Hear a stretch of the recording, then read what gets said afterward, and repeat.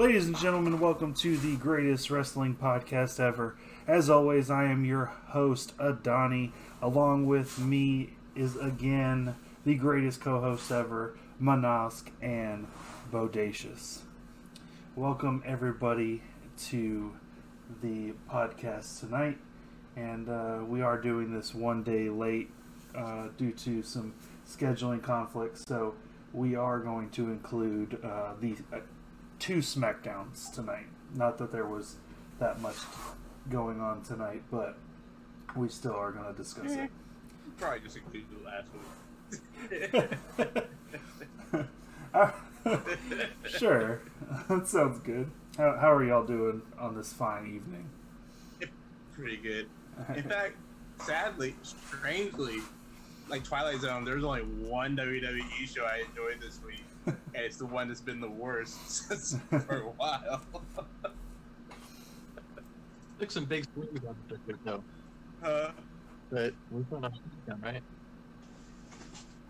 Repeat that, you're breaking up. Yeah. Oh, I said Raw definitely took some big swings, but are we starting on SmackDown? Yeah, Yeah, we're going to start SmackDown. We're going to start on SmackDown. Last week. Alright, so last week on SmackDown, we had some, we had a couple of championship matches, so we'll start with that. The first match of the night was actually Grand Metalik versus AJ Styles for the IC championship. So what did y'all think of that? Okay, so I didn't watch it because I had gotten off WWE at that point, but not having watched that, I just saw that advertised. I already know there's no chance of Grand Metalik beating AJ Styles on SmackDown. We gotta have more unpredictable matches than that. Yeah, With that said, AJ Styles was the TNT champion, and he's going against a guy like Grand Metalik. I think that's a captivating match, and I was captivated and I watched it, and it was a good match. I just think that because it's WWE, you automatically know who the winner is versus the unpredictable nature of the other show. But you know what's funny? If they had that exact same match, but on NXT, it wouldn't be as predictable because you know NXT, if like anything can happen on WWE flagship show, it's like it's so cookie cutter where it has happened this way, in this pattern that leads up to the pay-per-view. Yeah, I'll give you that. I mean, Grand Metalik is in Coke, and AJ Styles is Coca-Cola Classic. I mean, I'm glad he did screen time and gets a match against someone like AJ Styles and actually show off his abilities. That part was cool, but didn't need to be for a title. Maybe for like number one contendership. If it was for the number one contendership, then you don't know who's gonna win that match. Mm-hmm. Yeah, I felt like that match it started off slow. I felt like it was the same type of match as it was like with Warhorse and Cody. Like they were trying to find their rhythm at the beginning, and once they finally found that, it started getting good. I'd say other than that, again, obviously I agree with both of y'all in that if once they announced it, it didn't feel like Grand Metalik even stood a chance. But I was hoping for, what Manas said, that he was not had an opportunity to show off some of his talent. But they should. Which one was supposed to be the heel again?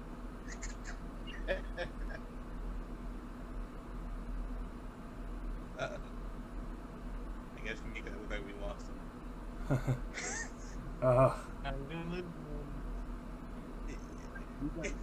To me, I can't see. Well, Right. after the match, AJ Styles did attack Grand Metalik, so there was that. So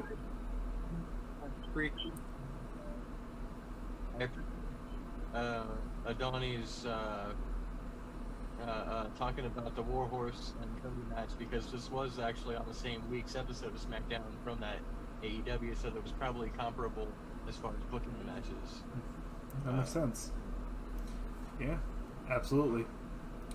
All right, there is another title match on SmackDown, but I want to start with something else first, because that was the the final match essentially. So I want to go. There's one other noteworthy thing that I had on SmackDown, and that was Big E starts his solo run, and I wanted to get y'all's take on that. But personally, before I thought that it was a great booking for him to kick out of the skull crushing finale, because overall there's been a very few amount of people that kick out of that finisher.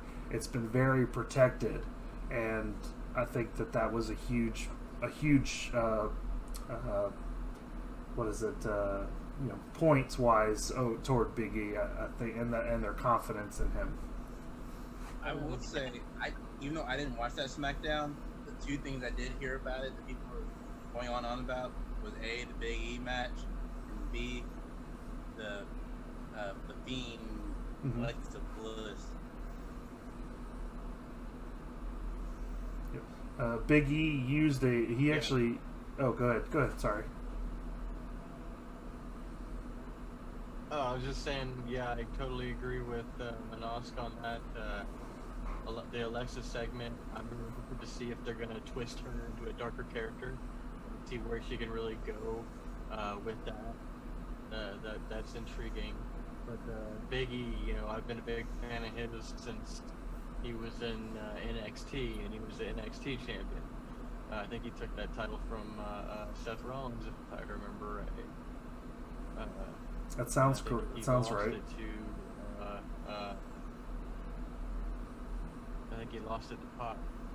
If I remember right. But anyway, the guy's really good, and I'm glad that he's finally getting to do it where I hope he's going. Yeah, that's one of those are the two things from last week that actually made me interested to watch tonight's SmackDown was Big E match and the Fiend segment. Well, just another note on that is that Big E actually won the match with a very interesting submission maneuver. I don't know if y'all saw that, but he actually had the guy Miz's leg up behind his neck, standing up.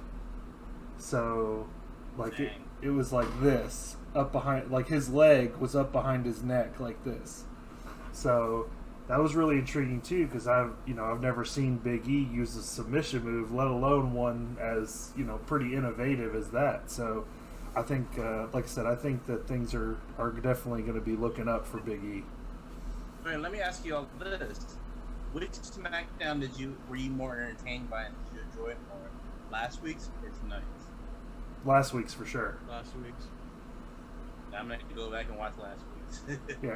Yeah. So, the last definitely. The only caveat there is again with the last segment for this SmackDown is definitely worth watching, because it definitely leads this storyline from Raw. But let's get back to that last SmackDown.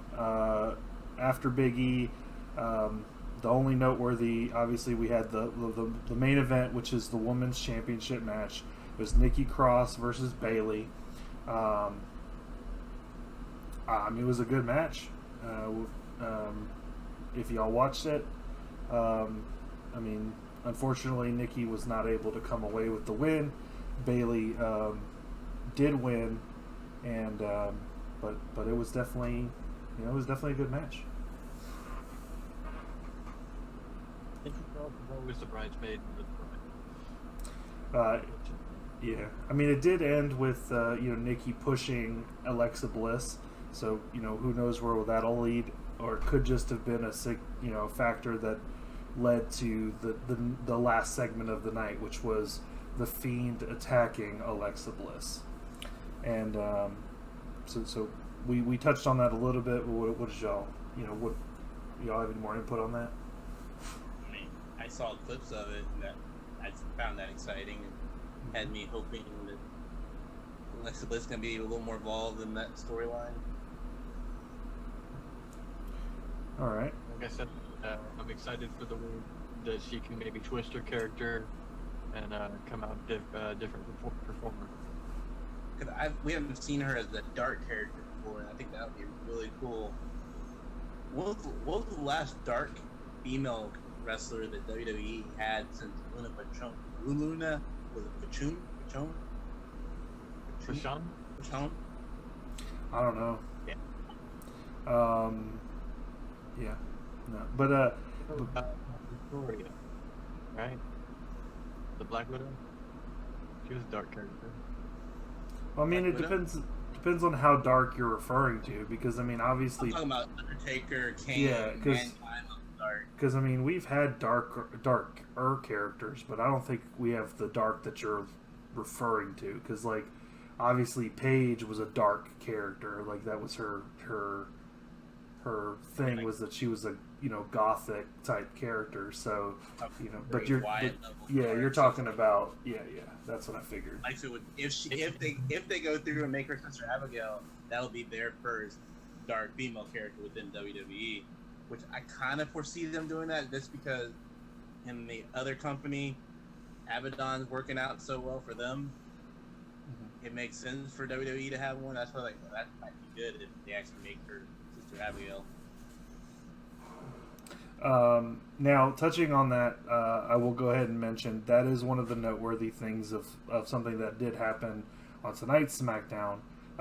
Was they did go back to Alexa Bliss and The Fiend, and Alexa Bliss was in the middle of the ring again with The Fiend, and this time Alexa Bliss put her hand on The Fiend's face, and that's when Braun Strowman came over on the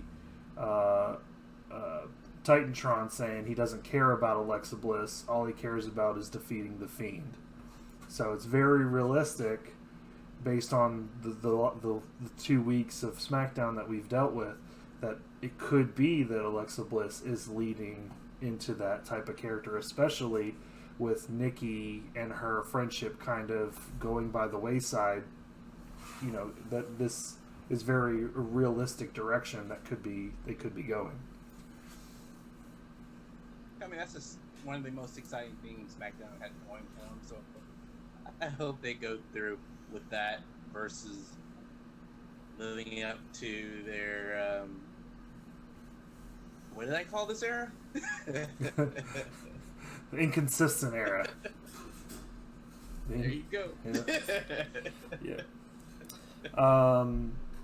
Other news that came from tonight's SmackDown. I'll touch on the last segment when we do Raw, because it that way we don't we can work that in together. But the last thing that was incorporated that was really newsworthy that came out of tonight's SmackDown was that Bayley is going to have a championship match at SummerSlam. Next week on SmackDown, they are going to have a 3-brand battle royale to determine who the number one contender is. Who do you think wins that battle royale? Sasha Banks. Battle Royale for SmackDown? I thought you said 3-brand. It is 3-brand. It'll be SmackDown versus Raw versus NXT. The winner of that battle royale faces Bayley for the SmackDown Women's Championship. Asuka. But Asuka, Yeah, I mean, if Asuka beats if Asuka beats Bayley, she faces Sasha at SummerSlam. Okay, you know what? Maybe it'll either be Asuka or Shayna Baszler in my mind. I think Shayna Baszler. I can see that. I just want to see Sasha versus Bayley. They've been dragging it out for so long. It's not going to happen. It's not going to happen. Save that for when They need more time to build that. They only have WrestleMania. But WrestleMania. 2 weeks. Yeah, WrestleMania. If the crowds are back, otherwise you got to drag it on a little longer. suspended, right? Nia is suspended. Well, I mean, it is their Technically, inconsistent yes. area, so they can press pause for 6 months and they come back to the storyline later on. The murder warning's the back. Plus, Kind of like what they did with the hacker storyline. But whatever. I mean, it could. I mean, the fact that they're incorporating NXT, it makes me really think it's going to be someone from NXT. So, you know, I mean, obviously, I wouldn't think it would be Rhea, but I mean, it's possible. I mean, if I had to put my money on somebody, I'm probably putting my money on Rhea. But it's, you know. Yeah. Yep. Because everybody else has... Oh, no, you know what? Alexa. She's gonna be... Yeah, gonna have a metamorphosis, and this is the angle that she's gonna...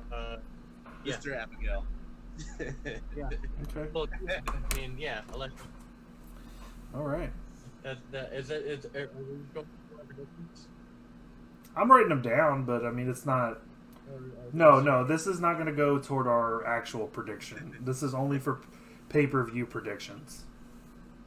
Yeah, you're 0-5. That's very clear. You You're really 0-5. want to brag about being right about Extreme Rules horror show, the horror show it was probably the worst pay-per-view of all time. I think my record speaks for itself.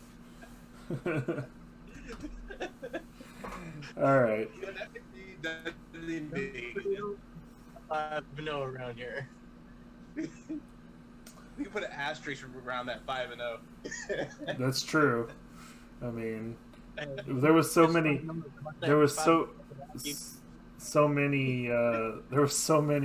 like false finishes in that damn pay-per-view. I think we could give him the nickname Astro. There's gonna be an asterisk next to that. All right. Well, I don't have anything else from SmackDown. If anybody else wants to touch on anything from there, we can move on to Raw. All right. So on Raw, we did have a couple. We had a couple more title matches. It started the night out with finally getting the United States Unification match. It was Apollo versus MVP. Do y'all think they made the right choice here? No, because they should have drugged that out 2 more weeks for SummerSlam, because they're gonna fight against each other for SummerSlam anyway. So why do the exact same match twice? It's like should have just built it up, had some kind of screwy reason why the match never took place between those two until SummerSlam. I mean, 50-50 booking. 50-50 booking.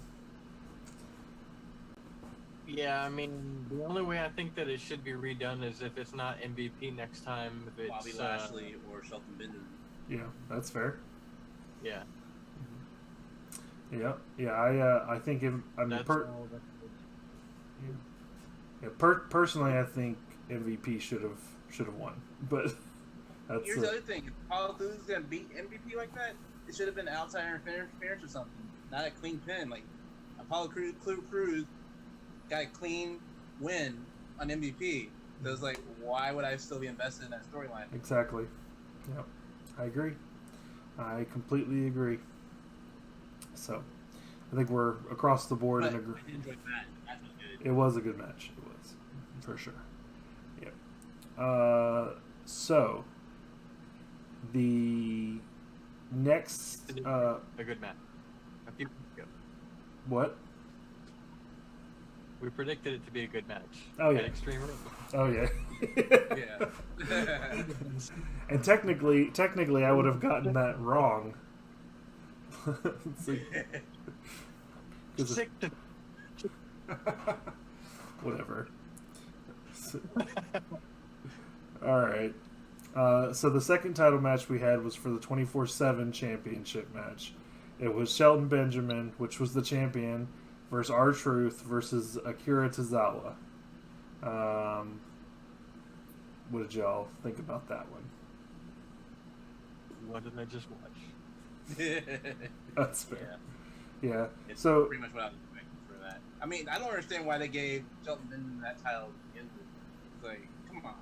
I don't really know either. I mean, Hurt Business I feel like it didn't need, like, It did. to, it's like, but, obviously Shelton Benjamin and R-Truth, lost to Akira Tozawa. Now the Ninjas have the title, and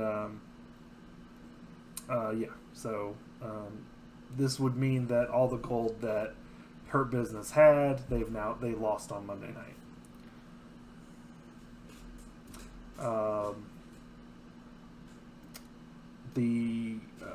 Other than that, there are a couple noteworthy things that came out of Raw. We'll start with the least noteworthy and work our way up to the most noteworthy. Next week, we have Bayley versus Asuka. If Asuka wins, she gets a championship match at SummerSlam against Sasha. It doesn't make sense about that. Okay, she's a face champion, but if she beats that champion, she should get a match against that champion that she just beat.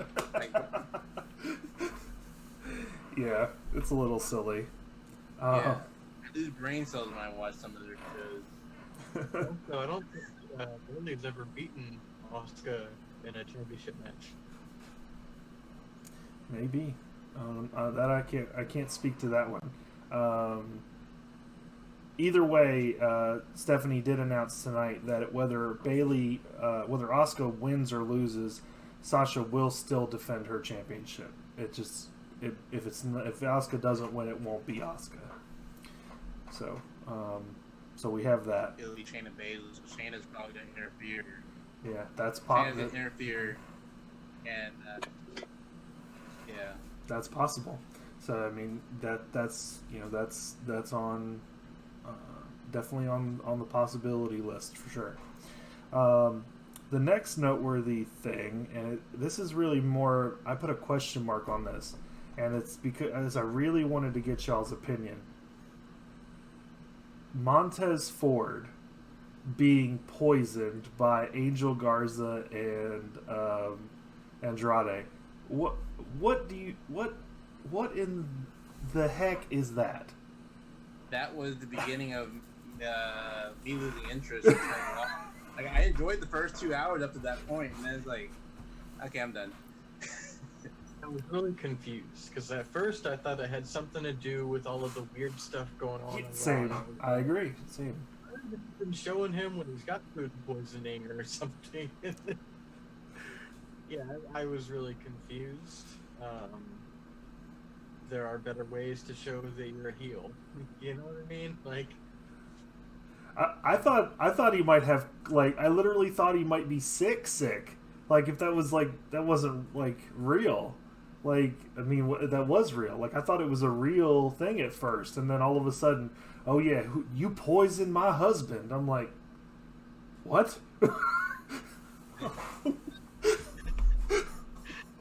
I was like, did they give him COVID? What the heck happened?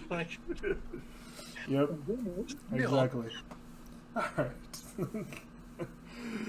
All right. That was just something silly that I questioned WWE's booking on that, but a little bit off topic. Mm-hmm.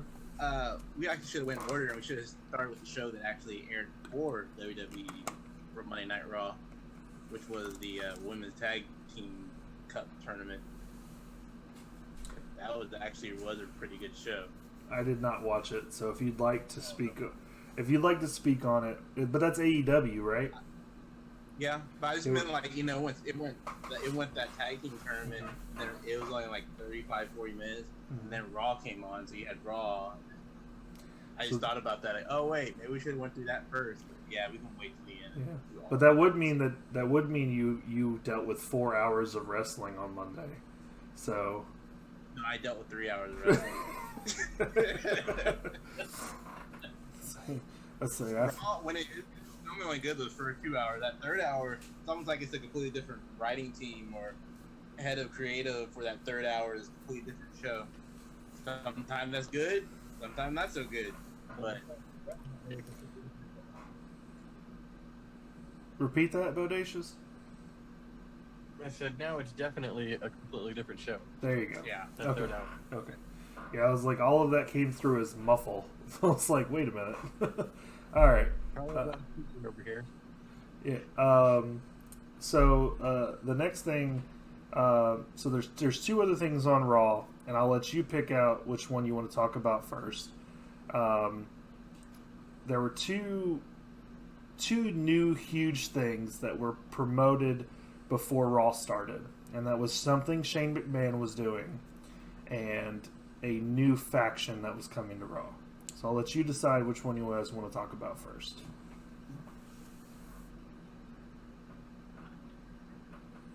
How about let's talk about the faction that was advertised that didn't really show up, but kind of technicality it did. But All right. So yeah, we can do that. Okay. So a new faction debuted. Yeah, I was watching the Raw, and I don't think that I ever got it on Raw. I didn't even know that I got it on Raw until I saw a tweet, and then I was like, "Wait, that was the faction?" Actually, you know what? We've already talked about it more than they spent time. Yeah, that's true. So, like, talking about one thing is talking about the other. They all bled into each other because, really, in essence, I didn't realize that it had even debuted. Me and Oscar like chatting the whole time, like, "Wait, when is this faction coming up?" Mm-hmm. Man, they're about to go to war with the Hurt Business. That's what they're on. And I'm like, oh, okay, so the Hurt Business just took over Underground. Which we'll talk about in a second, people. We did watch all 3 hours waiting for that faction debut, not realizing, oh, it already debuted like 2 hours into the show. You didn't realize it. Yep. So a masked team of, now I know, 5 people. I thought it was 4 at first, but now it's 5 people.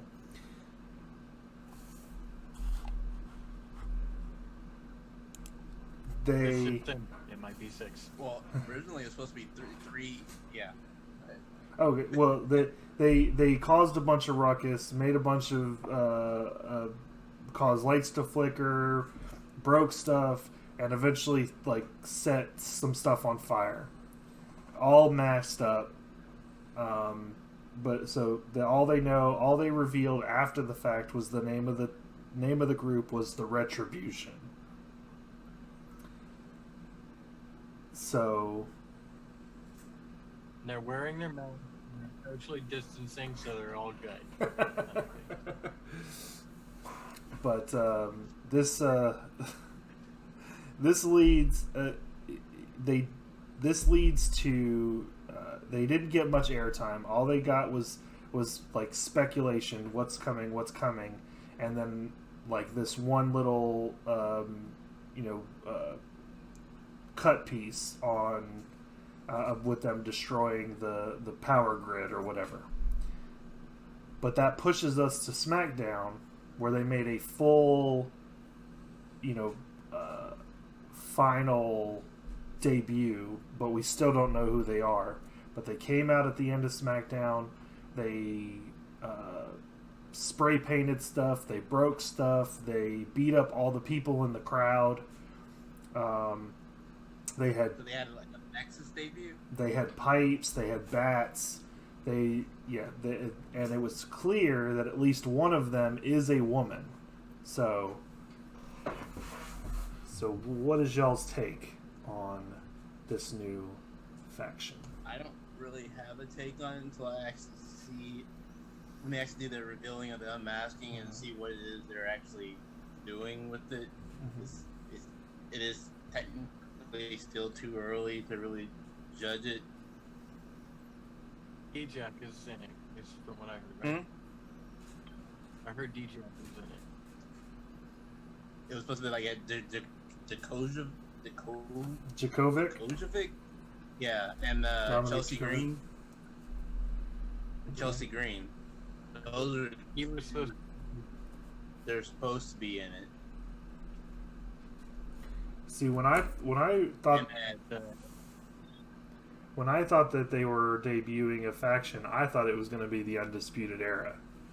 I didn't think it was going to be a completely new faction.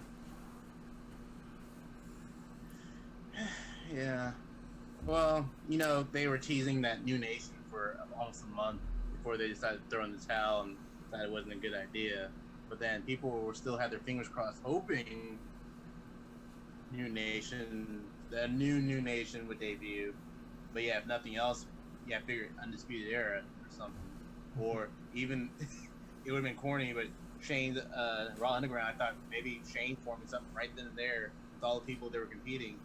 Yeah, maybe. And Which actually brings us to the final Raw topic, is Raw Underground, and what that means is for the last hour of Raw, they have a no ropes ring surrounded by wrestlers, and basically it's a no anything can happen type environment, kind of like a Fight Club, so to speak. So what do y'all think about Shane's new Raw Underground? I think it was a good idea, but I think it was a bad idea having it on Raw itself. They should have made like a network series or YouTube series of his own thing, of like 45 minutes, an hour a week, and they can feature different wrestlers and that way. Yeah, that sounds. I heard that they were talking about bringing Brawl for All back. And I'm positive that fewer people are going to get hurt doing it this way, and anything can happen.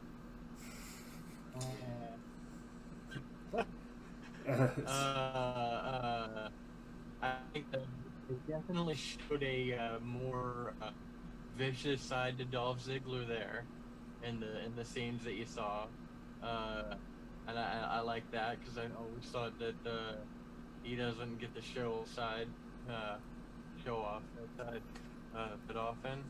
Well, you know what? They could make an underground champion, and that would be pretty interesting. Mm-hmm. Yeah, I think so Don't too. know if they're coming back because I think they could show off some skills in there because they both got MMA backgrounds. Big tough guys could get put over in that environment. But imagine how cool a faction would have been if they were to build a faction based off those that competed. You had that big 7-foot dude that was a monster. You had the Viking Raiders, and then you had Dolph Ziggler. I mean, that by themselves, like, that would have been a pretty cool new faction. Okay, so obviously the next show after Raw is NXT, and so there was a few things of note, along with a pretty exciting end to to NXT. The first thing that we had that happened was going to be a number one contenders match for the women's championship, to face Io Shirai at TakeOver 30, and that was Dakota Kai versus Rhea Ripley. And Dakota Kai came out on top after a little interference. What do y'all think about that?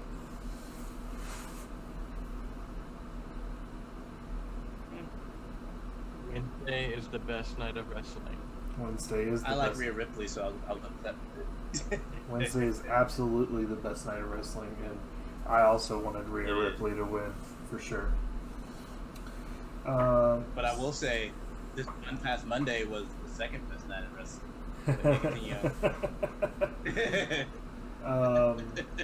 So other than that, we had another 3-man match to enter the ladder match, and we also had some news to go along with that. So again, like we talked about last week, it was Oney Lorcan versus Damian Priest versus Ridge Holland. Is it Priest or Priestley? Priest. Priest? Mm-hmm. And he was the one that came out on top, Damian Priest. So, based on that put us at three of the 5 men. I have a question for y'all about Damian Priest, though, because y'all watching NXT more than I do. Every time I see him, like, I don't understand what his character, like, what's his character? He seems like he's like, I mean, not a dark character, but he's a metalhead that he's a metalhead. Yeah. I can't put my finger on it. I'm like, I think I like the character, but then they kind of threw me off when they showed the parking lot encounter. Like, okay, now he's a normal guy. Like, who is this guy then? Yeah, I think he's a metalhead. He likes to dress in dark clothing and stuff like that, and he likes dark things, but I don't know that he's like got any supernatural abilities. That's why I couldn't tell because he's dark, and then I remember seeing him on the same time saw Aleister Black. So they're like, they're gonna do something with that together. Yeah. Seems pretty close. Also, for sure. And the way he does that growl, I mean, powering up, which I found annoying. Everybody in that match was doing that, but What 9,000? What? yeah, because I think you had Morton do it, you had the other guy do it, and then you had Priest doing it. Like, why are all three of them doing it? It doesn't make sense. Just one person do it. Let Priest do it at the end. If he's the one that's gonna win, it makes sense just to let him do it. Well, the other two probably heard the finish and they're like, all right, well, if he's doing it, I'm gonna do it. And I'm glad he said the 5,000, but what was like a Dragon Ball Z fight?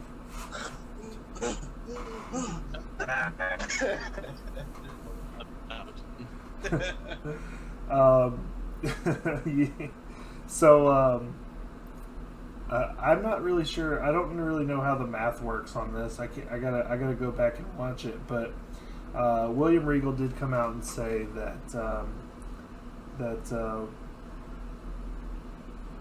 whoever the staring guy is, I can't remember, Dexter Lumis. That's it, Dexter Lumis. Apparently he's injured and won't be cleared for that match. And apparently all the people who did not get pinned, I guess maybe they're going to have one more match next week. Yeah, one more triple threat match next week. And then the week after that, they're going to have singles matches. I thought it was just going to be a single match between the four that didn't get pinned. Right, but we only have 3 winners right now. So there's got to be one more match, right?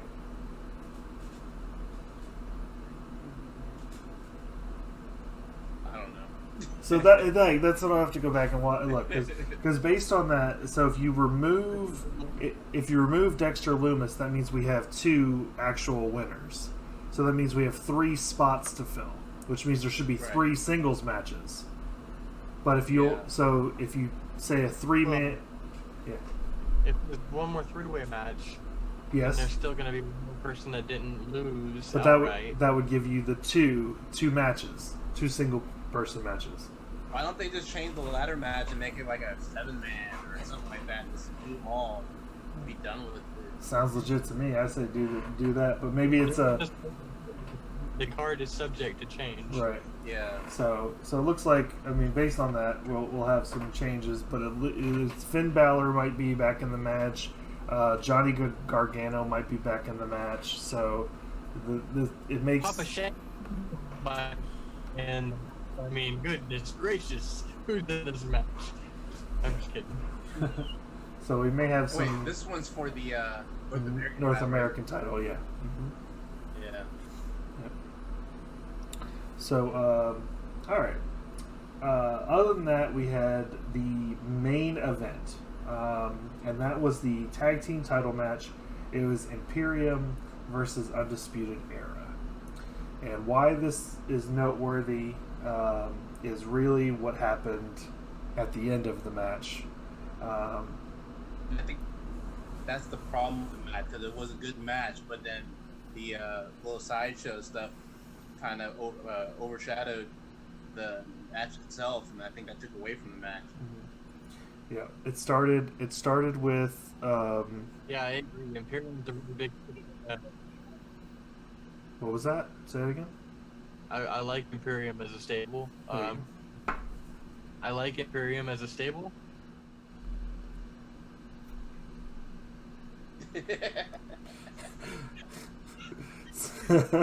We continue off where you were. Yeah. But I like Imperium and go. Yeah. I like Imperium. They're men amongst boys. Grown ass men. They're trees amongst twigs. I don't know a different way to put it. They're just. And I really like Undisputed Era, so don't get me wrong. But yeah, Imperium, they are imposing people. Mm-hmm. Definitely. So the But yeah, be stuff is nonsense, and I'm excited for Adam Cole to shut him up. yeah. So to put it back, Pat McAfee was on commentary for the last match. Obviously, we knew something was going to happen because the fact that Undisputed Era was in the match, and Pat McAfee was on commentary for no other matches other than this one, something was bound to happen. And he immediately started dogging individually Adam Cole, not Undisputed Era. He had all praise to say about Undisputed Era, but just trash Adam Cole. Said Undisputed Era was carrying him, and basically Adam Cole goes over to Pat McAfee. See, I thought we were good, man. What's going on? And he's like, I can hear you. And then all of a sudden, everything breaks down. They get in a brawl, and Pat McAfee ends up kicking Adam Cole's head off and gets knocked out. Pretty crazy, but yes, like Manas said, it took completely away from a good match. But pretty exciting stuff, though. It was a really great segment, though. Yeah. I found it. If I were the executive producer, I would have done it to where NXT is going off the air, Imperium's got the championships, and that's it. But in the background, you see some crazy stuff going on, and you have Pat McAfee on the WWE Network over here on the side throwing a drink or something at Adam Cole and getting into it, and then you catch the footage on WWE Network because everybody's like, what's going on over here? And then, you know what I mean? Like, that should have been what it was about. For NXT on Raw or on USA Network, it's all about the champions. But in the background, you see something going on, and we've got more coming to you on WWE Network. You know what I mean? And then drive the people over there. Yeah, I mean that. Make the whole episode about it. Yeah, I get why they're trying to do that with Pat McAfee, and they're trying to get. Yeah, it's all about the ratings. They want to build the ratings, so they brought, they're building this idea. But if if you're just going to extend it over to a different show, then I mean, that's not really in line with that mentality. So that's probably what they were thinking. They thought that, again, it goes back to this idea as to what's going to drive ratings. Is WWE, is wrestling drawing ratings, or is drama drawing the ratings?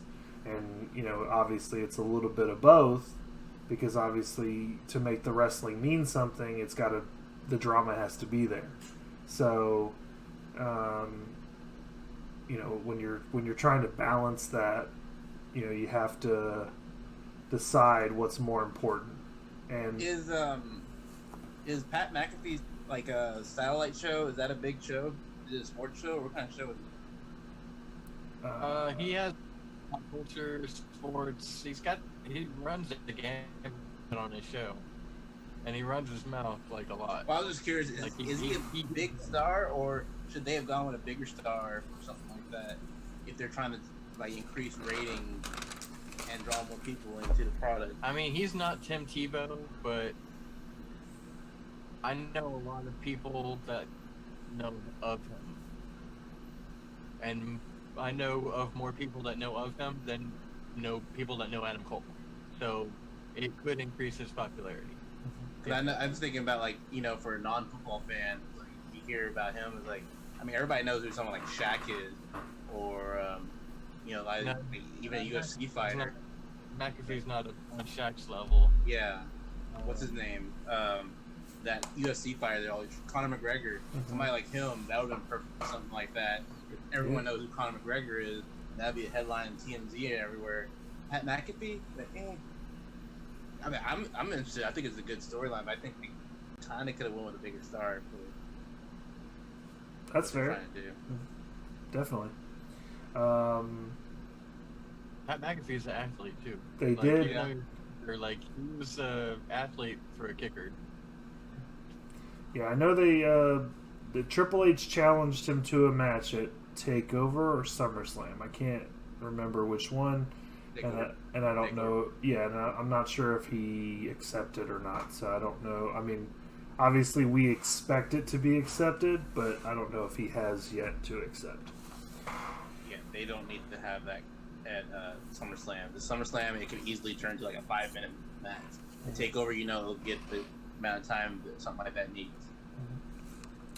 A couple of quick things. I don't have anything more for NXT, but while we're on the topic of NXT, one of our other greatest co-hosts ever, Karma, actually got a new jacket for her birthday that had Rhea Ripley on it, and apparently Rhea Ripley liked it on Twitter. So we just want to shout that out and say thanks to Rhea Ripley for that for Karma. And Shout out to Karma. Manas, do you want to discuss the Women's Tag Team Cup tournament, or any other of the news that you mentioned in our, what we were talking about earlier in the chat?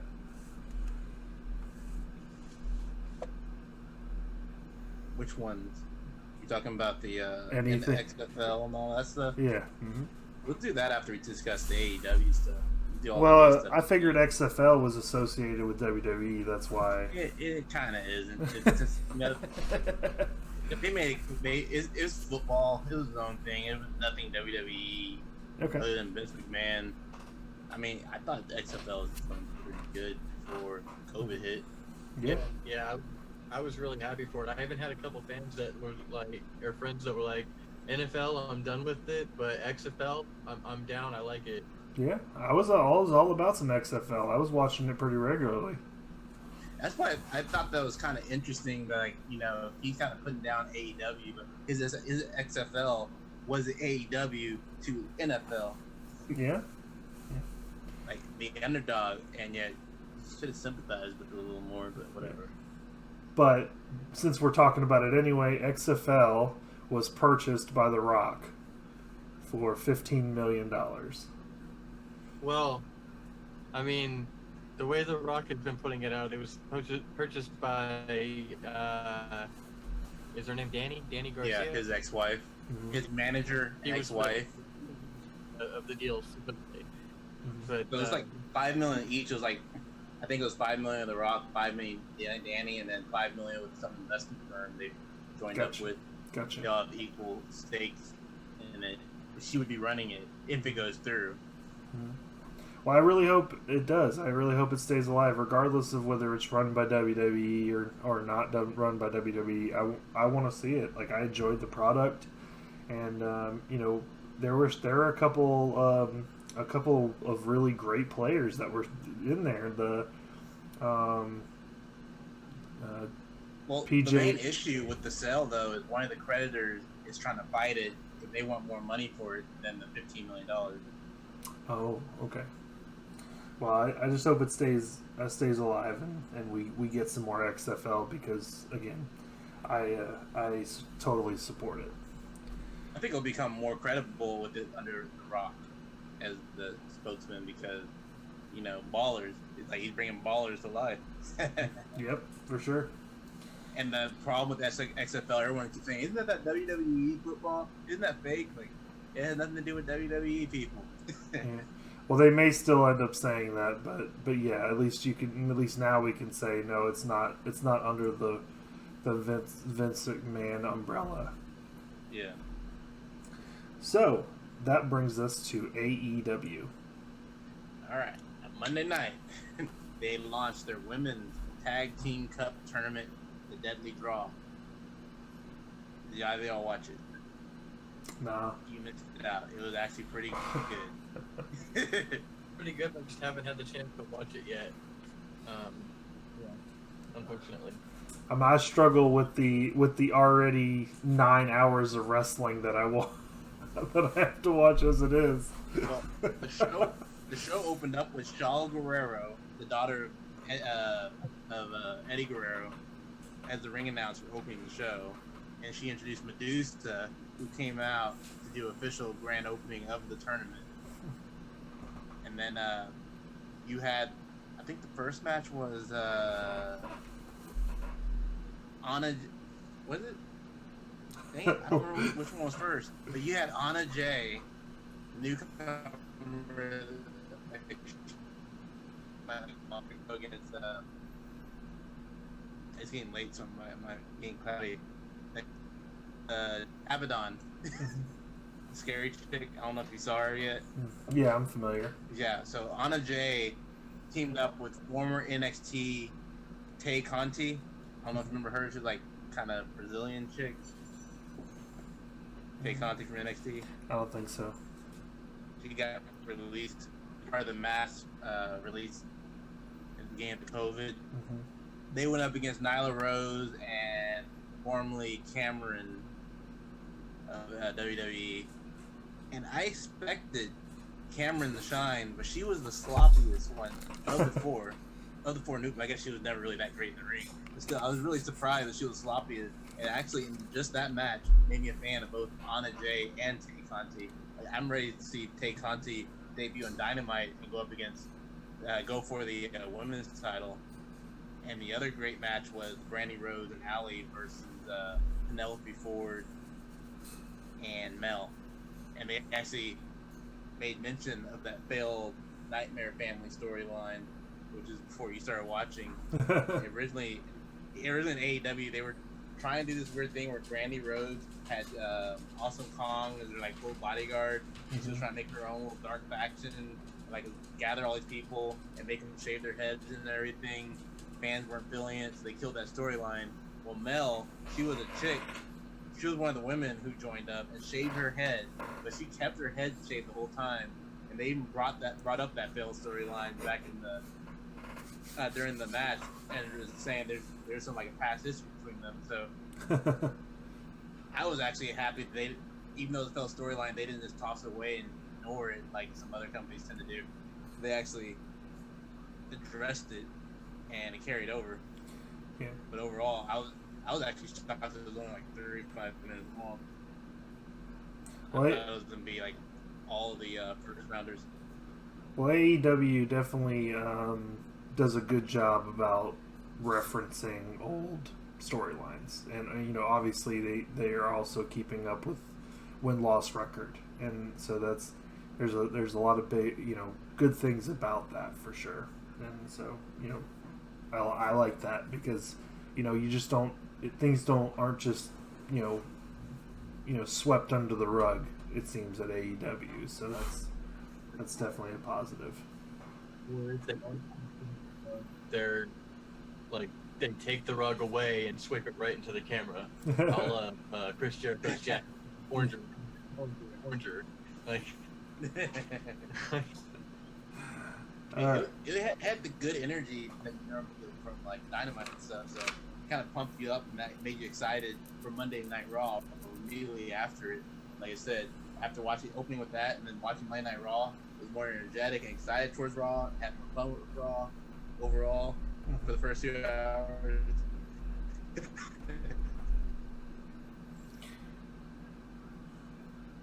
Well, before we get into what happened on Dynamite, there was one notable thing that happened before this week for AEW. They did announce that they signed Eddie Kingston to a full roster spot. And if you don't recall, Eddie Kingston was the one who challenged Cody for the TNT title and brought out the thumbtacks. Yes, sir. Doing a tag team with God, who was he in a tag team with in ROH? He's in TNA now. What's his name? Wasn't he in a tag team in ROH? Eddie Kingston? I don't know. I don't know, but we'll look at it. We'll look and see if we can come up with it. So that was exciting news before. Do y'all think it's a good signing there? Or Yes. okay. All right. Well, good deal. I'm not gonna. I'm gonna let y'all both watched AEW. Yes. All right. Well, I'm just gonna let y'all decide what y'all want to talk about on AEW. I have notes, but my notes are very short, and I'm gonna let y'all talk about what it is that y'all think. So, what did y'all take from AEW this week? I mean, it was great, entertaining, top to bottom, starting opening with the 12-man tag team match, which many believe leading to the FTR versus Young Bucks finally. As one of them seemed to have gotten injured during the match. We had a discussion before we started recording. I was saying I'm pretty sure they're going to use that storyline to complain about the lack of rules, cause one of them to get injured, and place the blame on the Young Bucks for, since they're the executive vice presidents in charge of the tag team division, it really falls on them. The rules are the way they are. I was actually shocked. The Dark Order finally got a big win over some named opponents like that. Yeah, and it was. At one point, my team on Colt Cabana with this stupid look on his face, like, "Oh, what's going on, guys? I'm a bad guy." That's a mess. Freaking mess. Another note. Another big match was. Oh, the next match was Best Friends versus Pride and Powerful. Overall, pretty good. Why did you mess with Sue's van? I know. Like, I love Best Friends. And that the thing is, like sitting on the chair behind me, and she's like, "Daddy, they're breaking his mom's van." Like, Daddy. I was like, "Oh no, I'm stop watching this." She's like, "You gotta call the law, Daddy. Call the law." I was like, "Put down, Ken." so I'm just curious what their retaliation is going to be. Because he's so mad about breaking his mom's van. Like, how are they going to retaliate? Kind of, I'm kind of wondering where it's going to lead to, because you already had the big match of Best Friends and Orange Cassidy, Jurassic Express versus the Inner Circle, and then now you have Orange Cassidy going against Jericho next week. Is that going to be it for that storyline? And then you have this one, Best Friends versus Pride and Powerful, that's now just kicking off. Like, where do you go with it? I think Chris Jericho is going to beat Orange Cassidy again. Yeah, well, yeah, that match is definitely happening. Yeah, I don't know. I think Orange Cassidy might actually pull off the win.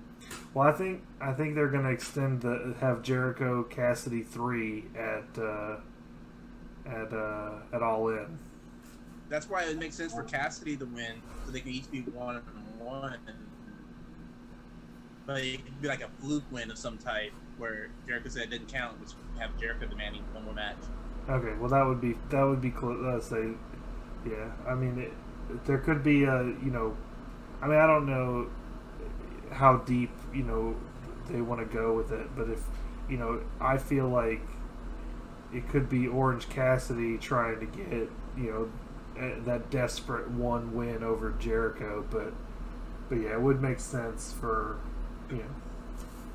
But my interpretation of the story so far is Orange Cassidy doesn't care, Jericho doesn't care, and that's what made that debate so great. Where he's like, I mean, the person that needs to win is you, because otherwise you're gonna get beat by the guy with his hands in his pocket. Yep. I walked in while I was watching that part. He was like, "Oh," and I was like, "Yeah."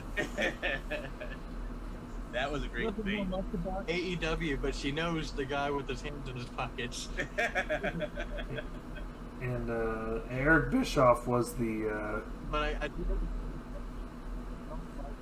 formatting here.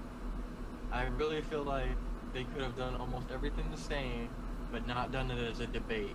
because I feel like MJF should have had the debate in a couple of weeks with his whole "I'm running for president" gimmick. But it wouldn't have worked with MJF because you would not have had that same result with MJF versus John Moxley, not a chance. Moxley's not a fan of Hope stuff. No, I'm with you on that, but I feel like it still could have been something. But I think it ended up working out perfectly for the Orange Cast, set up to fail and then actually get the win at the end. 2 times he did talk. Yep. Yeah, the whole Global warming. ice caps and the sea level rises. And, then the series. I'm like, okay. And then I checked them and I'm like, wow, okay, this is legit. I just didn't like the delivery on some of the beginning parts of the lines. Like, it seemed like he was reading it, but I mean, it's freaking Orange Cassidy, you know? Yeah, someone on Busted Open called in about that and had said, I think it's amazing that you had a segment like that, and it turns out the guy that doesn't talk actually must be one of your best promos in the company.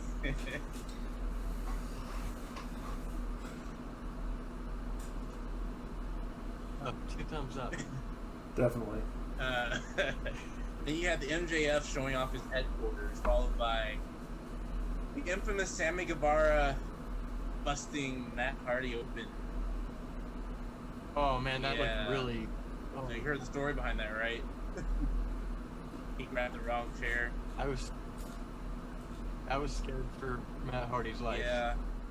So pretty much what happened with that was someone, I guess the gimmick chair got moved that was supposed to be used during that segment, and because that wasn't available, he was so caught up in the moment, he picked up the real regular chair, chugged it at him, which caused Matt Hardy to get busted open pretty bad. Yeah, I mean, I paused the TV and it looked like it was on the bottom of the chair, and it must have gashed his head because there was a lot of blood. Even though it was an accident, that really Sammy's helped, in my opinion. Yeah, it definitely made the segment a lot more dramatic with the blood. I don't know if the initial segment would have had any or that much, but it definitely made it. Yeah, it definitely made it that much more dire. And for people who don't know who are newer to AEW that didn't know Sammy Guevara and Matt Hardy's drama, this just makes it, this makes me more invested. I feel bad for Matt Hardy. Oh yeah, definitely. Because he was just coming to the Matt Hardy character and what he's going to be, and now he's going to be sidelined for a little bit with this head injury. But hopefully he gets it all aligned. Mm-hmm. And your next matchup following that was the debut match for Matt Cardona, aka Woo Woo Woo Zack Ryder, teaming up with Cody, sorry, not Rhodes, versus Dark Order. Mm-hmm. It was okay match. It did what it was there to do. Yep. That's what they're calling him, right? Strong Island. What? Strong Island. Yeah, Strong Island. Yep. And also his new move, his finisher is now the sound machine or something like that. No, it's the what was it? The Radio Silence. Radio Silence. Radio Silence. Yeah, that's it. That's it. Did you boss? He's like, I almost had a different name. And then it was like, his name's Cardona. Cardona. he had to get Drew McIntyre transformation for now he's a grown man. Yep. Yeah, it was everything. That's like I was saying earlier about the AEW announcers, how they announced their women's wrestling. If they did to their women's wrestlers what they did to Matt Cardona. Like, I might actually believe that they could, whoop up on some of the WWE. All right, and skipping ahead, let's jump straight to the main event. Yes. The AEW World Championship match: Jon Moxley versus Jeff Hardy Jr., Darby Allin. Jeff Hardy Jr., that's right. What did y'all think of the match? Well, whenever anybody talks about Darby Allin, they always refer to him, they remind him of a young Jeff Hardy. Yeah, I mean... That's veteran. I feel like that's funny. Then, like, NXT had the young Shawn Michaels on this week, and then the young Jeff Hardy on this week. Yes. Counter programming. Yep. I thought it was a great match, and I think it was another one of those matches that helped take him to that next level. I mean, he's a household name at this point. Yeah, I enjoyed the match a lot. I think the only thing that I didn't like about the match was how, I mean, since it was kind of face versus face, it seemed like Moxley, they were kind of talking Moxley up as kind of pulling his punches. And I don't really like that so much more of as you know, the match was good, but like the announcers were making it less good for me because they were talking how Moxley respects Darby Allin and doesn't want to hit him in the head or something like that, like, and injure him, and like, you know, it kind of was pulling away some of the enjoyment I was taking from the match. I think that's going to play into a storyline later on. When, you know, there's going to be another rematch at Face Off between the two, and I think that's going to come into play where one of them is going to probably be heel next time they meet up, and it's going to be Jon Moxley going all in. It's probably Moxley as the heel, and I think that's going to take that match to that next level because of that. I agree to a certain extent, except that I saw the first match and it was more violent than this match. So I think he gained his respect in the first match, and I think that storyline is what's playing out. And I agree with Manosk that eventually we're gonna get that third match, and like I appreciate that the details that they put into the saga of matches that he has with different people. You know, if you look at Moxley's matches so far, they've all been against heel, and it's always him trying to go out and hurt them and destroy them pretty much, and that's his style, and he didn't want to use that style on somebody that's a friend of his. That's why he's pulling back, because, you know, against Cage, he was trying to break his arm. He was trying to snap that arm off. And that's Jon Moxley's style. So that's what they meant referring to him as saying he's holding back, because normally he'd be trying to rip Darby Allin's head off pretty much. Makes sense. Yeah, I agree. I think if he would have stayed like in New Japan rather than coming to AEW, if he would have had another match with Juice Robinson, I think that he would have had that similar kind of a vibe, because he beat the tar out of Juice Robinson if you haven't seen that match. Yeah. That wraps up AEW for the week. There's one other thing, just coming up for next week. We do have, obviously, we have the Orange Cassidy versus Chris Jericho match coming up this week, or really next week. And the Cody versus Scorpio Sky. Yeah, for the TNT title. Exactly. So we got some good matches coming up, and what is it? Tag Team Appreciation Week? Is that? So we'll have a bunch of tag team matches as well. So this is going to be good. The Tag Team Appreciation Week or Tag Team Appreciation Night? I guess it's night. Night, yeah. But night. I mean, it's Tag Team Appreciation Week for Dynamite. Yeah. Single night show. So that'll bring us to our kudos of the week. And since we finished all the news of wrestling, and so all right. What about Bodacious? Who do you got for your kudos of the week? I want to go with who am I gonna go with? Can I go with the Raw writing team? No. Raw. It's a good one.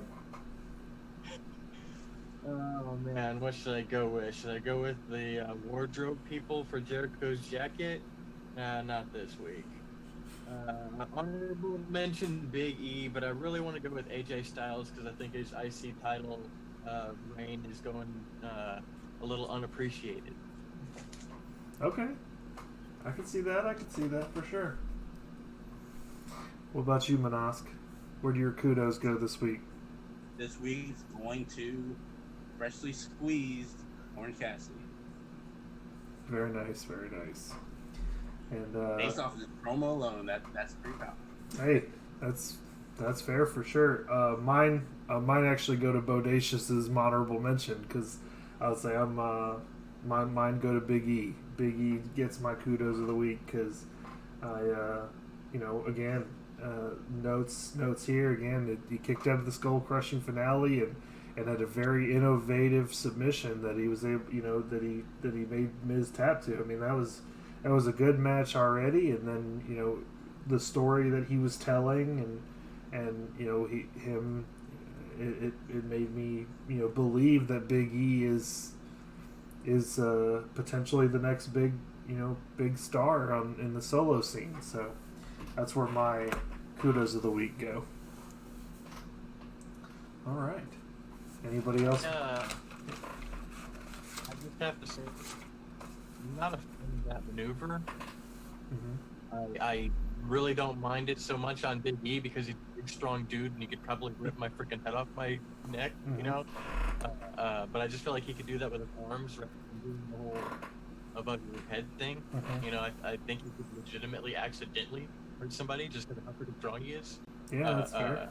But him doing that just makes sense because of how strong he is. And I don't know why more big, strong guys don't do submissions. Yeah, I'm on board with that for sure. All right. So that will bring us to our question of the week.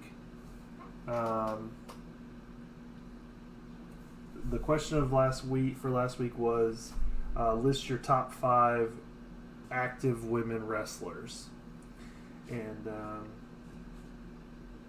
here's where we would read your comments on the show.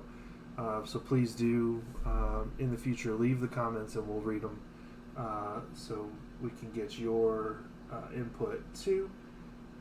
But let's start with Bodacious. You weren't actually on the show, but I believe you do have a top 5. Is that correct?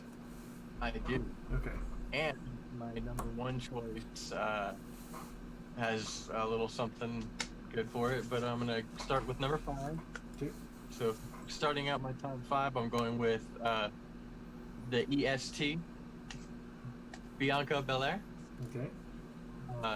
My number 4, not currently signed to an active roster, going with Tessa Blanchard. My number 3, we're going to go with Asuka. Okay. My number 2, the Queen of Spades? Yeah, Queen of Spades, Shayna Baszler. Mm-hmm. And my number 1, dedicated to Karma and Spirit, Rhea Ripley.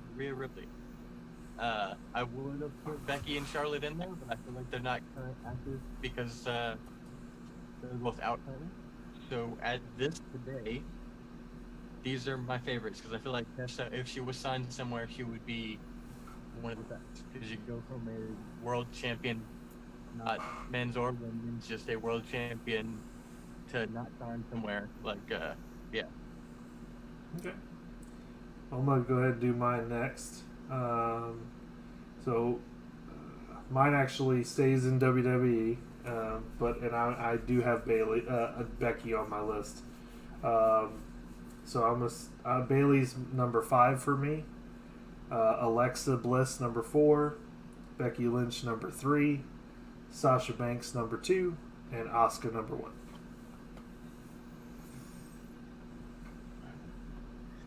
So mine, I've gone back and forth between number 5 and mine, but the top 4 have been set. honorable mention for number 5, I had AEW's Alley. Mm-hmm. But the person I'm giving number 5 to, she's not active over here right now doing things with the virus, but she is still active overseas, so I'm still including her. Rio. Number 4, Bailey. Mm-hmm. Number 3, which might upset some people, that some people think she should be number 1, but to me she's number 3, Charlotte Flair. Number 2, Asuka. And number 1 is your reigning Raw Women's Champion, Sasha Banks. Heck yeah.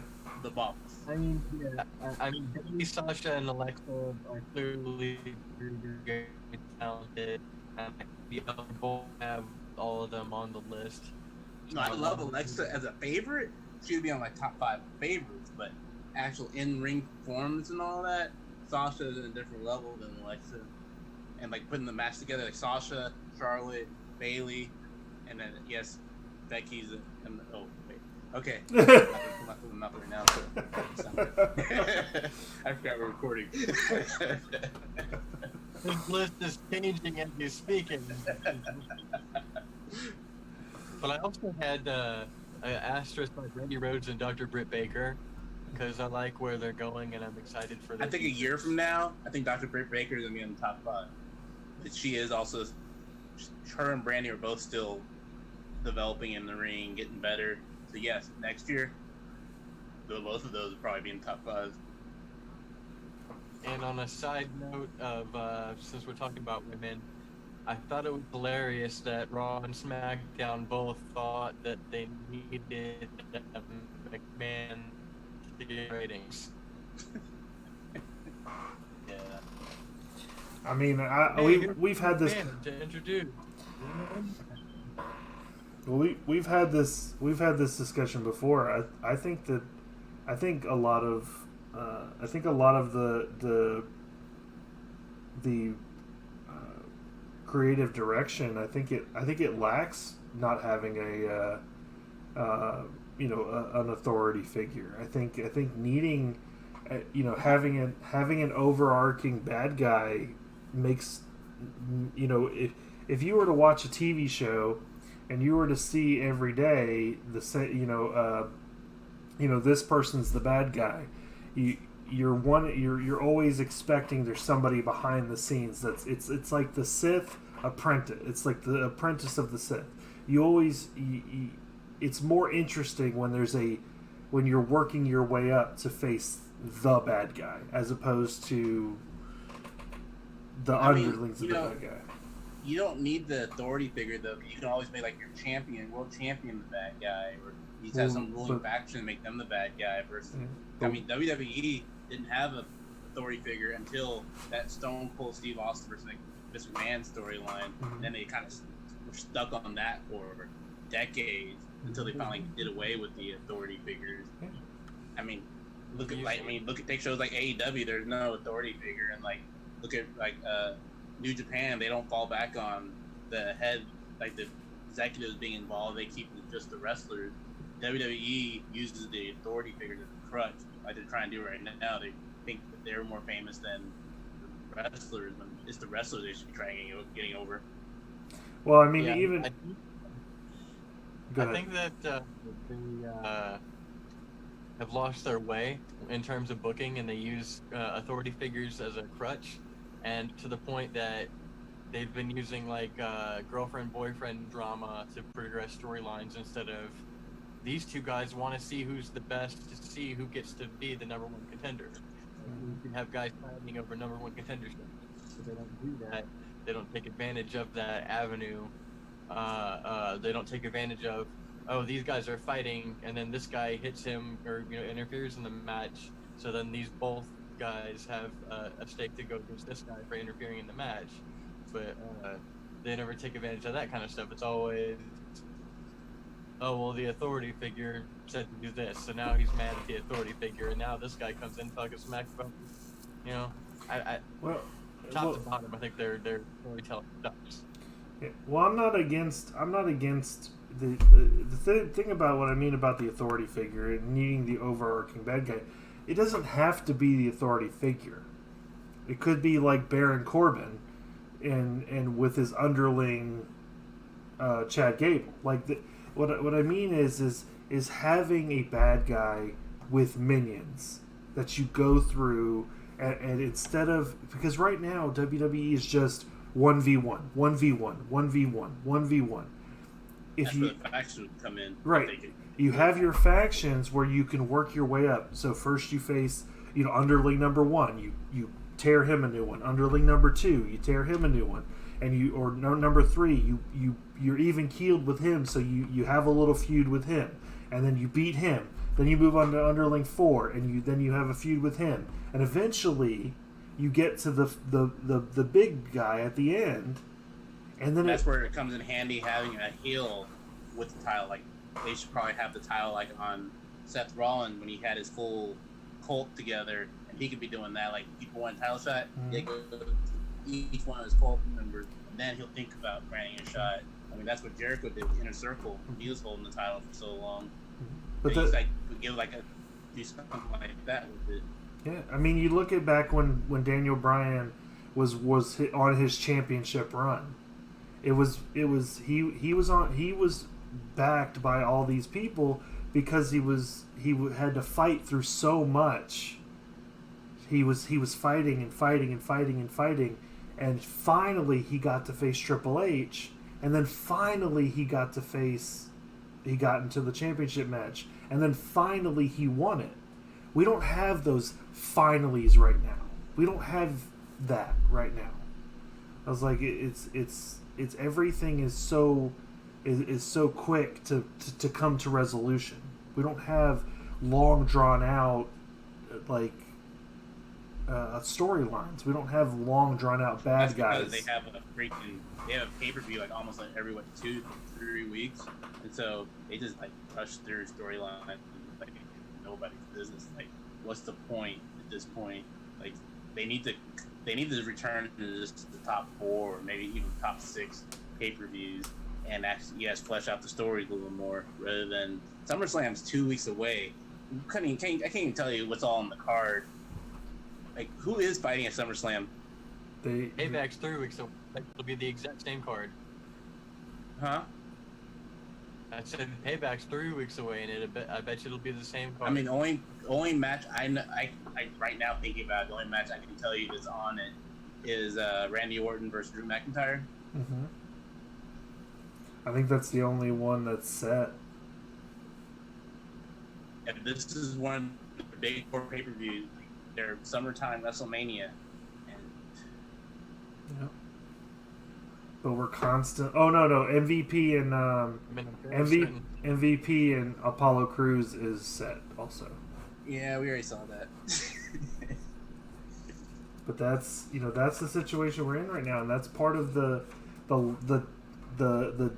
unfortunate situation is, even though WWE has the best roster, their depth right now is extremely lacking. And because even though their depth right now is extremely lacking, and they're missing some of their best, Sami Zayn, which is a great voice on the mic, and then they're missing Roman Reigns, and they're still missing a lot of talent. But to be honest, even the people they're missing still wouldn't help because it's just the writing. The writing's bad. It's bad before all this stuff happens. Like, they've been having this issue for what year now. The show's been bad. Like, I don't know if you remember. I think it was like not even a year ago, probably about a year ago, when you yourself had quit watching Netflix. Well, I think part of the problem was that, again, this is obviously I can't speak to the writing because I'm not in there. But it felt like most most of Raw felt like filler, and I think part of it was the fact that there was just too much. They had too many wrestlers that they were trying to build all at once. And I think now they have a perfect time to build wrestlers, to make these stars, but they're lacking in, like, again, I mean, Aleister Black just went out. So, like, you're not in a position right now to eliminate wrestlers because of the talent pool is a lot smaller now. Now is the perfect time for them to flesh out these stars, to make these people have these people break the glass ceiling, so to speak. Like grab the golden ring, as it were. Like Big E, for instance. Now's the time for Big E to become that main event star that everybody knew back in 2013 that he could be. So, my only question with Big E is which title would you have to go after? You have to go after Braun Strowman, who's like towering over him, so that's gonna be a little. I don't see him beating him. Or do you have him going after AJ Styles? I'm pretty sure. I like Big E, but so here's. Oh, go ahead. I feel like he could have a good match with either guy, but I feel like he could probably have Strowman's best match ever. Yeah, he's athletic. What I'm afraid of is will they pull the trigger and let him defeat Strowman? Though that's my fear. Is like I don't see them allowing him, since he never won a title. I don't see them allowing him to beat Strowman or AJ. I don't know that Strowman was ever supposed to win the title anyway. So anything that he's gotten has just been out of sheer luck. So giving it to a guy like Big E, yeah, I think that with all of the chances that Big E's ever gotten with anything, he succeeded. He succeeded when he was managing Dolph. He succeeded when he went with Kofi. He succeeded. I think he was Intercontinental Champion before that. I feel like he's succeeded with all of the crumbs that he's been given. So yeah, if they're legitimately going to give him a chance, I think he could succeed. He's well spoken. He's good in the ring. Yeah. I think if they're going to give him a chance, I think the best way to give him a chance would be have him win the Royal Rumble and give him that guaranteed spot at WrestleMania, have him defeat a person one-on-one. I think that's probably what's going to happen. To be honest, I think here's what I think is going to happen. I think he's going to beat AJ Styles for the Intercontinental Championship. He'll a couple months down the road, he'll drop it to somebody else, and then he'll be in prime position to win the Royal Rumble and go to WrestleMania. Actually, and main event. You know what? I take it back. He's not going to defeat AJ Styles. They're going to move him to Raw because the draft is coming in soon. They're probably going to have him take the U.S. title. That doesn't make sense. It makes more sense for him to take it from Apollo than AJ. The more that I know about WWE, that makes perfect sense. Well, what I'm getting at because it doesn't make sense. Well, yeah, that's fair. But the thing is beating AJ Styles is a bigger rub, is a bigger move than beating Apollo Crews. I mean, I agree. You can say any. I don't see. We completely agree with you. However, that's why I disagree. With their track history, I don't see them having Big E the one beat AJ But Styles. the thing is that I'm expecting Braun to lose the title to The Fiend at SummerSlam. I don't think y'all are. I don't know this one. Yeah, I don't know. I feel like The Fiend is going to take the title back, and then they're going to need somebody to face him, and I think it'll be. Well, again, you have the draft coming up immediately after SummerSlam. They wanted to have it this month, but they don't want it to interfere with the SummerSlam card. So, I'm thinking Big E, maybe he'll stay on SmackDown, and maybe they'll move AJ back to Raw or something. Who knows? But I don't think he's going to be taking it from AJ Styles. Well, we got to remember we just had an Intercontinental Championship match. So we just had an Intercontinental Championship. So it's very realistic that next week we could see another, like a number one contenders match or something, and Big E could be in it. So we could see, as early as SummerSlam, we could see Big E get the Intercontinental Championship. So, you know, it happen. It'll back. And then he could be moved to Raw with the Intercontinental Championship, and then MVP, because I anticipate MVP beating Apollo Crews, going over to SmackDown, and then potentially, you know, if it's the whole Hurt Business, say that again. When's the draft? Originally the draft was supposed to be October. Then they decided they wanted, ratings were taking a big hit. They wanted it to be August. But then they decided that would interfere with SummerSlam too much. So let's make it like early September, immediately after SummerSlam. So it's whatever. Payback? Huh? After SummerSlam and Payback. So it's probably that week after Payback. Let's see, if it's right after Payback, that doesn't make a lot of sense. But okay, so Payback is right before it. So yeah, I'm gonna stick to if he's gonna win the belt, it's gonna be at Payback, not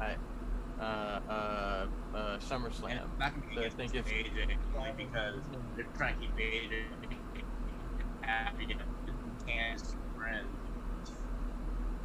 He's gonna win dirty. Yeah. To give him that rematch. Well, but why would they get? Why would he get a rematch? Because Styles would win dirty. Yeah, but I mean, a win's a win. If it'd be one thing if they were a champion and win dirty, but you know, a lot of, I mean, it's a WWE. We already discussed that the writing doesn't. Yeah, I know. I'm not saying that we're gonna. I'm just saying that I feel like the track record of WWE writing, that just sounds like something they would do. That's fair. Would be. Well, Styles lost one cheating, so Apollo or Apollo. Wow. Biggie. Mixing up now. Yeah. Goodness gracious. Yeah. That's a big ending of my career. No. Big E. Wow, that really lost my train of thought there. Well, it's late, so it's understandable. Yeah. So, well, does anybody have a question of the week? We'll go ahead and close it out. Anybody? It's like Manask suggested the last one, but Aces, do you have a question of the week you want to propose?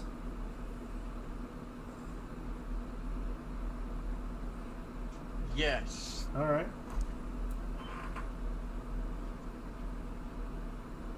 Your favorite guest appearance on a wrestling program ever? Like a guest host, kind of like Trump or Regis Philbin, something like that. Doesn't necessarily have to be a guest, like a host, but like Bischoff the other day showed up on AEW. That was a special guest. You know, stuff like that. Okay. Unannounced, surprise. This person's on the show. Okay. Could even be a wrestler. You know what I mean? Like. Okay. Yeah, surprise. On any WWE program. On any wrestling program, period. On any wrestling program. Okay. Wrestling program, period. Okay. Your favorite surprise moment. Okay, I got it. All right. So, in the comments, put your favorite surprise special guest moment on any wrestling program. That'll be our question of the week for next week, and if you put it in the comments, we'll read it on the show next week. Yeah. What? Oh yeah. That brings us to the end of the show. Please hit that like button, and of course comment what you thought of the show and your question of the week. Follow us on Adani's Gamer Space on Facebook. Follow us on Twitter at the greatest WRE1. Also, there is a Facebook page as well, the greatest wrestling podcast ever. Go follow us there at Facebook as well. This has been Adani, Minosk, and Bodacious. Thank you so much for watching, and we are signing out for the week. We will catch you next week.